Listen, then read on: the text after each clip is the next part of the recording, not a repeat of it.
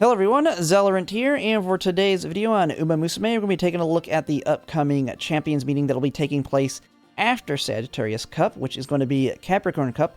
I thought we'd take a look at it now. Usually I do it once the Champions meeting is started, but I've seen that because a lot of us already had decent parents for Sagittarius Cup through our work for Libra Cup. People are already now starting to work on parents and even aces for Capricorn Cup. And I thought I'd do a quick overview of it for people that might want to try and work ahead that haven't started yet and want to start working on their parents at this point. Now, Capricorn Cup is going to be something that is different than anything we've done up to this point because it is going to be our very first Sprint Champions meeting. And it's also going to be a completely different track than we've been to, the Chukio track. Not that that really changes too much in terms of the track itself because with sprints, stamina is really not going to be a concern at all. So the only reason you're going to take the Chukio green for stamina is for activating groundwork, which will be very, very strong on this track. But with Capricorn Cup, it is, of course, going to be Chukio turf.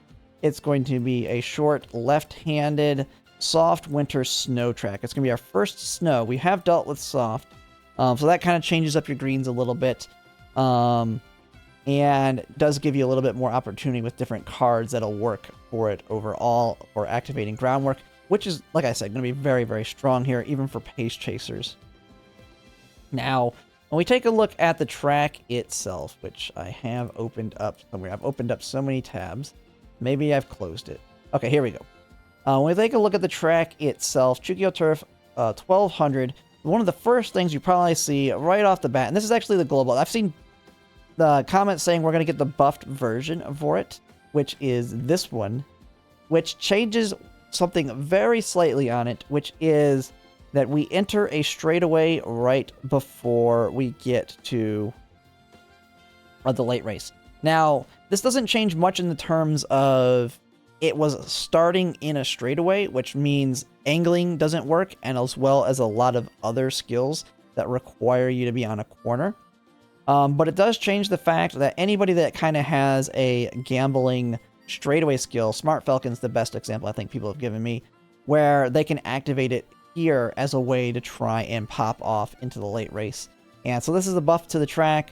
Other than that, it's mostly the same in the sense that angling does not work here, as well as a lot of other skills.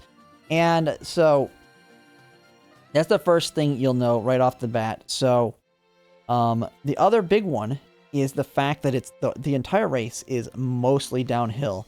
As you can see here, you move right into a downhill here, and it's a downhill all the way until an uphill right at the end, then you push to the finish here. And so, as you already know with downhills, wit is going to be very important. The nice thing about sprints is that stamina is basically not a player at all on this track. I've shown in here with the current enchanted build, we'll just look at this real quick, that even with basically 0 stamina, with basic guts of 330, you're still surviving 73% of the time. Everybody's going to have at least 100 with their ace. That one, you're at 98% of the time. And that's with all these random excels and stuff I have on her. So, just trying, with sprints, your goal is going to be max speed, hopefully max wit to fully take advantage of this, and then as high of power as you can get, you're going to really want to put on your parents' and grandparents' power sparks to pop it off, to help not only take off fast here, but also try and accelerate and power through the uphill to try and win the race. And that is because with sprints, it is, especially this one, it is pretty much 100% gamble.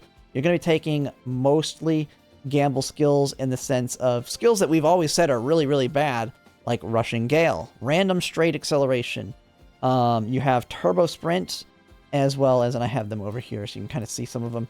You have like Turbo Sprint, Plan X, I believe one of them second half of the race, or the other one is, or second half of mid-race. I think this one is, yeah, another Random Straight. You have Ignited Spirit Power, random point in that late race.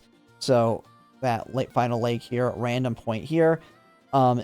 It's all pretty much gambles. There is a few that are going to be like top picks for inherits. You probably already know El Condor Pasa from doing Cancer Cup, where we did have angling available there, but you also took, because it went almost immediately into a straight, El Condor Pasa came in to give you an additional little acceleration of 0.1. And all you had to do was be in first or second place. Kind of the same thing here. A new one that I talked about in the past with Mummy Creek is she's going to be good on very select sprints, and that is going to be this one specifically, in that it is also one of those gamble on final straight. And it has some acceleration as well as speed built into it. And so that's another good inherit. There's quite a few other like random ones for speed carryover, because you might want to try and get some speed carryover.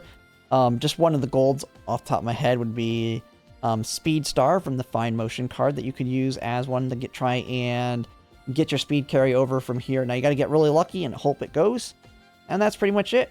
This track is much, much more RNG than the miles ever were.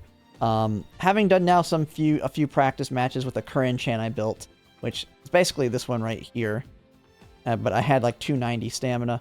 And I've won on occasion, but it requires her to pop one of these randoms at the right place. And that's just all it's going to be. Is you can just put in here and click random, and you can see how they shuffle. And it changes. Like, her own alt can activate pretty much anywhere here. If you get it right here, you win. If you get Plan X right here, you win. If you get Rushing Gale right here, you win. And that's all there is to it. It's very good for the free-to-plays in that you just take all these gamble skills as much as you can get on your Uma, max your wit if possible, max your speed, and get as high of power as you can, and you can win. But yeah, that's pretty much most of what it is here. Now, when it comes to the stronger Umas, or the stronger strategies, of course, looking to be pace and end closer. Pace has the best positioning to really activate most of those good gambles, and isn't too far back to not be able to make up the distance. But your end closers, one of the nice things with them is they have a skill, one of the few skills, which is Encroaching Shadow on the Rita Taishin or Straightaway Sprint for the others, that is actually going to activate all the time on that straight as soon as they enter it without a position requirement. But they got to make up that distance, which is one of their big weaknesses. But they can work. They're just going to be a little bit harder to build. And last thing to kind of take note on that when I talk about like Narita Taishin or like El Condor Pasa, who is very strong because their alt's very strong. Note they have short F or sprint F. And unlike the other strategies where getting long S, medium S, or mile S is important, turf S is going to be more important than sprint S. You're just not, the track is just not long enough at the end to really take advantage of sprint versus turf. Most of that time you're trying to accelerate. You're trying to gamble the win to that accelerate to win. And that's pretty much all there is to it. Biggest RNG fest there's going to be.